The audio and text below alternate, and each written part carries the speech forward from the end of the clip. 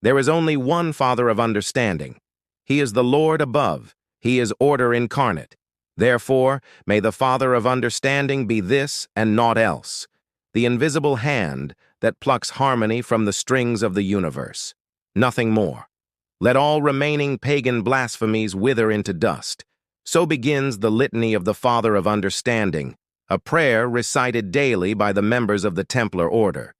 But who is this Father of understanding? Who do the Templars pray to? The answer, much like the identity of the Templars themselves, is shrouded in mystery, legend, and propaganda. To truly understand what the Templars believed, we have to go back to their origins, back to their founder, King Alfred the Great. Originally, King Alfred the Great created the Templar order under the influence of his Christian values, hoping it would help to bring peace and improve humanity by harmonizing the people with the order of the universe and aligning the needs of men with the flow of nature itself. He even went as far as to declare the Father of Understanding as a title for God. This led to the tradition of strict reverence for the Father of Understanding as their monotheistic deity and guiding force for the Templars' actions as well as universal order. The existence of the Templars became known to the public in 1129, when its military order was endorsed by the Holy See as a means of countering the ever-increasing threat against the Holy Land by the Saracens and to protect the city of Jerusalem. By 1130, the order had grown to over 10,000 members. And just 5 years later, in 1135, the first preceptories or fortified buildings were built. Over time, the Templars began to believe it within their power to unite the world in peace. This idea of universal harmony is echoed in the prayer of the Father of Understanding. Here, the Templars implore the Father of Understanding to pluck harmony from the strings of the universe, suggesting a belief in a world where everything is interconnected and working in balance. This idea of universal harmony is also reflected in the Templars' view of their place in the world. Templars believed that they were not merely soldiers, but rather instruments of divine order, called by the Father of Understanding to bring peace to a chaotic world. However, we must also take into account that the Templars were also products of their time. The Middle Ages were a period of great religious fervor, and the Templars were not immune to the superstitions and beliefs of the era. For example, the Templars were deeply influenced by the idea of the apocalypse and the coming of the Antichrist. They believed that the Father of Understanding had revealed to them that the Antichrist would be a false prophet who would come from the East and deceive the people of France. This prophecy led to the Templars' persecution of those they believed to be heretics, including the Cathars and the Waldensians. In fact, the last Grand Master of the Templars, Jacques de Molay, was tried and convicted of heresy in 1311. His supposed confession included a list of heretical beliefs, many of which related to the Father of Understanding.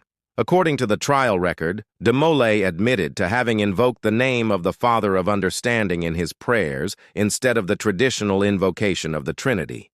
He also admitted to having heard voices in his private cell that told him to betray the king, an act that was seen as an attempt to undermine the authority of the legitimate monarch and a direct challenge to the divine order established by God.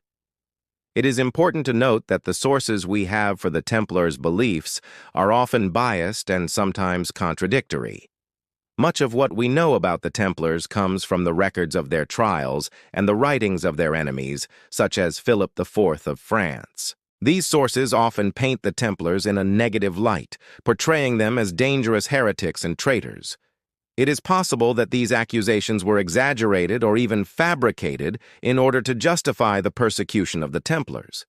Despite the lack of concrete evidence, historians have pieced together a coherent picture of the Templars' beliefs by examining their actions and their interactions with other groups.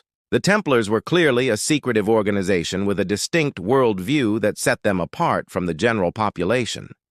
They were willing to use violence to achieve their goals, and they were often at odds with the secular authorities.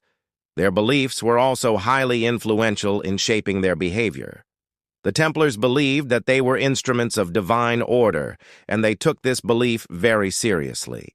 They were committed to maintaining the balance of the universe, and they saw themselves as the agents of the Father of Understanding. This belief in their divine mission gave them a sense of purpose and direction, and it also made them impervious to criticism and opposition.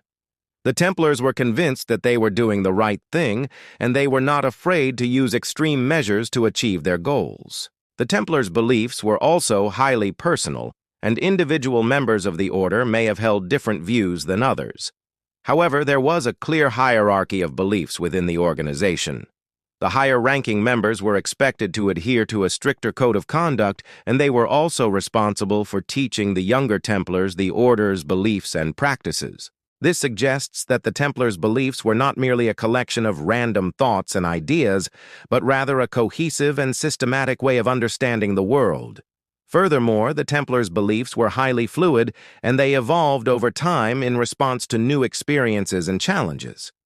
For example, the discovery of the pieces of Eden led to a significant shift in their thinking, and it resulted in a more exclusive and esoteric set of beliefs. This suggests that the Templars were open to new ideas, and they were willing to adapt their beliefs to accommodate new information. In conclusion, while we may never know the true extent of the Templars' beliefs, we can be sure that they were a complex and multifaceted group with a deep commitment to their ideals. Their beliefs were shaped by a variety of factors, including their Christian roots, their experiences in the Crusades, and their interactions with other cultures and belief systems. The Templars' beliefs were highly influential in shaping their behavior, and they played a key role in the order's rise to power and eventual downfall. Despite the lack of concrete evidence, we can piece together a coherent picture of the Templars' beliefs by examining their actions and their interactions with other groups. While the Father of Understanding remains an enigmatic figure, we can appreciate the complexity and depth of the Templar worldview and the profound impact it had on these enigmatic warriors. And with that, my friends, ends another video. Thank you all for watching. Now, if you like what we do here, why not check out our other series, The Secret History of and Real-Life Lore. We've got videos on a wide variety of topics there, so I'm sure you'll find something that tickles your fancy. Also, if you want to see more from me specifically, then you can follow me on social media. I post pretty much daily, so you'll always know what I'm up to. Anyways, that's all for now. Bye.